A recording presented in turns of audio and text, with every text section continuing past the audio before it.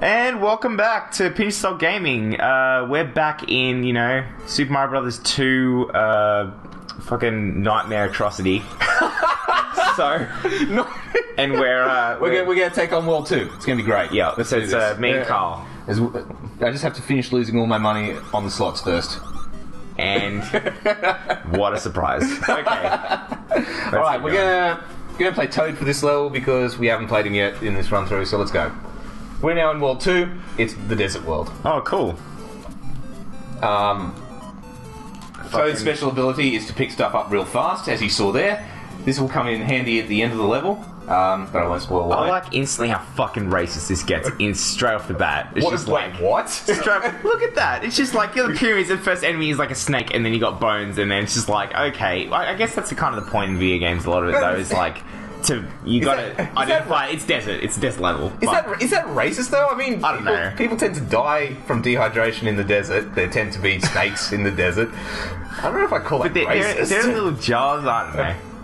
Those jars were in the first the 1980s were a simpler time, I'm sure. All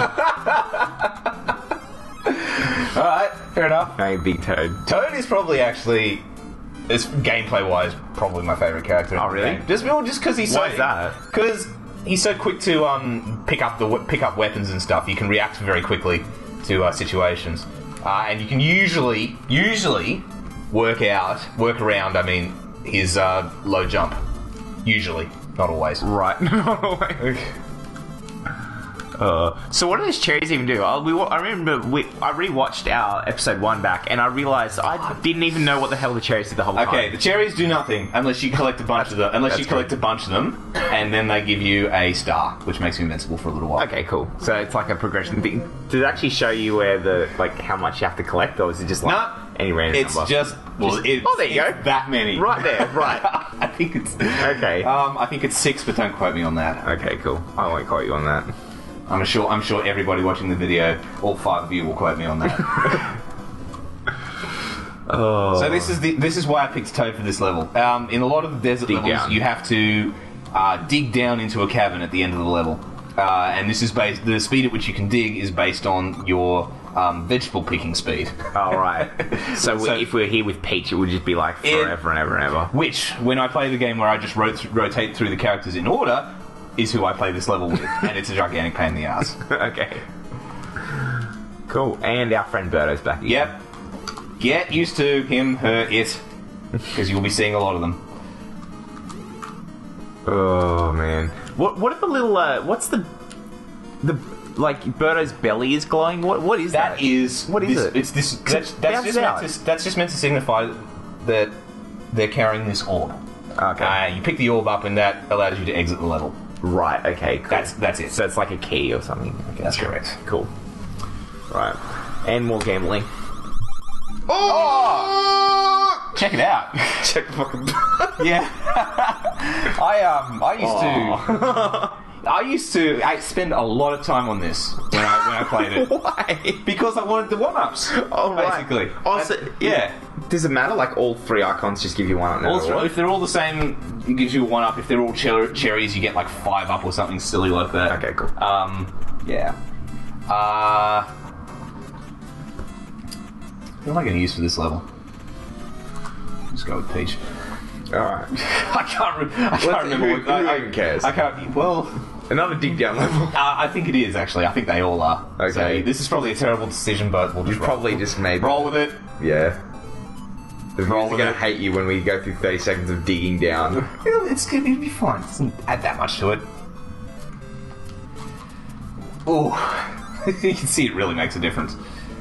So where are our nightmare faces? Are they back in this, or is that just level 1? No. They're in every level. Oh, they just only appear when there's keys to be had. Okay, cool. Because I didn't have enough nightmares after watching the first episode. You didn't have any nightmares. Don't lie to me.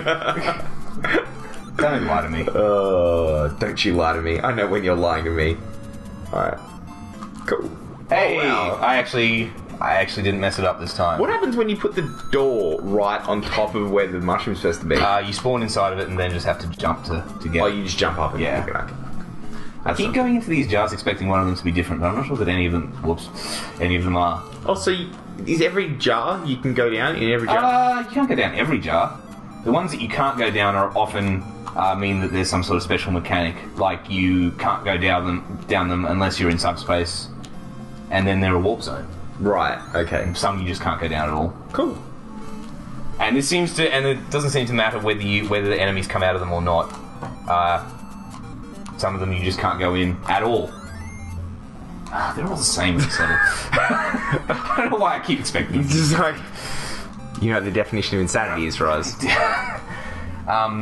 Yes. Well, do I need to say any more about that? Probably not. Hey, I got a 1-up. Can you get the star? I could. Ooh, that's Run! no. I got it. All good. Everything went better than expected. Okay. Oh, so you've got... Ooh. Are there any difference between the Shy Guys, or are they just like just a palette swap? No, it actually does mean something. Okay. The red ones just walk in a straight line and run off the edge of platforms. Okay. If you are on the other side of them when they hit the ground, they turn around to face you and then keep going. Okay. The pink ones just walk back and forth and won't go off the edge of anything. So you know, it just walks, and then turns around. So you can actually tell what they're going to do. Correct. Oh, nice shot. Thank you. 2 in 1. Yeah, so you can tell what they're going to do and sort of plan around that. Not that you really need to plan too much. You can just basically blaze through most of the game. It's the same thing again. I know. More pots. I didn't actually mean to go down that one. That's what we're going to call this episode already. I've already made my mind up. What are we calling More it? pots. All pots. More pots. More pots. Every single time. We're gonna keep doing this? We're gonna keep doing it? Okay. Yeah, why not? And it's exactly the same. Oh my god. Actually, Fish was a pretty good choice for this level. Oh yeah, there's no digging section yet. Until we get to this point. Oh, good. Yep. Oh, now we get to see Peach's little funny dig down. You know she loses her eyes every time she digs down. I never noticed that. Probably because I couldn't see it on my terrible resolution TV. That is true. We are playing this on like a huge ass TV, which is quite fun, but also kind of highlights every single little imperfection about the beloved game you loved so much. Yeah. I mean, like, probably delving into a bit of personal history here, but when I had the consoles, they were in my room, my bedroom. Oh, yeah. And I had a separate TV from my parents because they weren't obviously not a big fan of video games. Well, I don't know if I should say obviously, but it's sort of like they didn't want to be putting up with this when they could have been watching TV. You know what I mean? Wasn't their hobby. Well, that was a funny thing because in my house, my parents didn't really know massively into video games either. They played. My dad actually played quite a lot, but they would. They always have it out with the TV in the main room because they had this thing with like we weren't allowed to see any. Oh, hello, okay, Roberto. Sorry, I'll continue that later. Let's interrupt this reminiscing for this particular Birdo is the first red Birdo that we've encountered. Red Birdo fires faster than the pink one.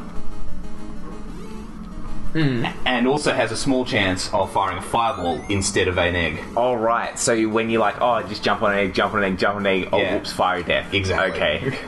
If I just delay it a bit while we finish the story, so see if it'll happen. Right. Oh, yeah. So as I was saying. There we go. Yeah. Oh, two in a row. Jeez. You really want you dead.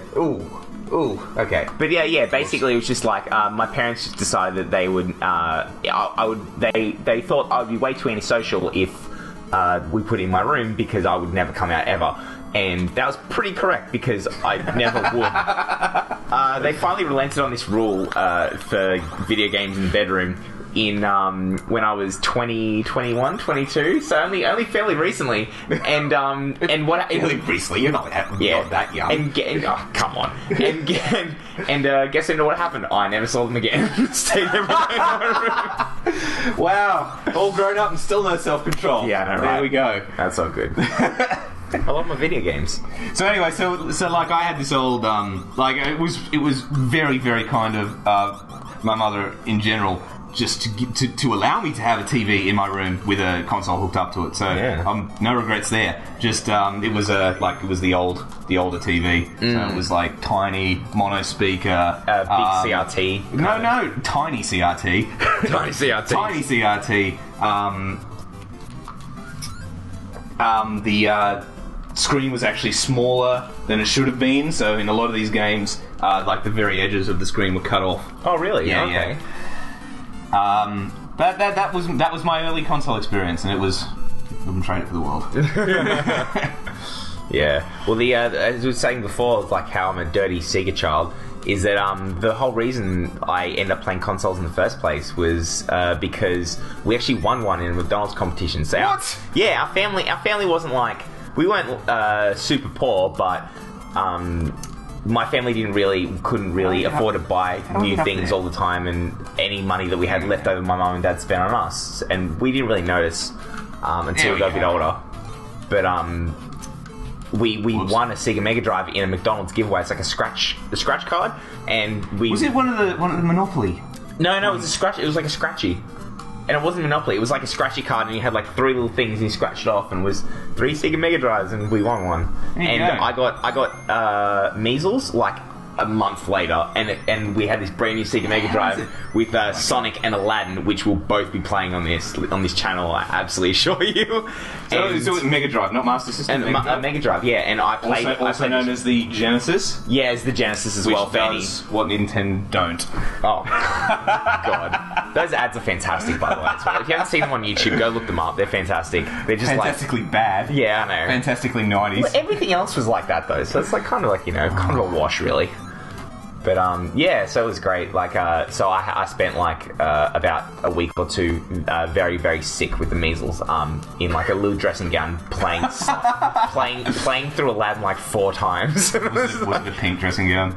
It was maroon, actually. So it was funny. So because like my face was about the same shade as the dressing gown. Oh my god, that's horrible. Oh god. Okay.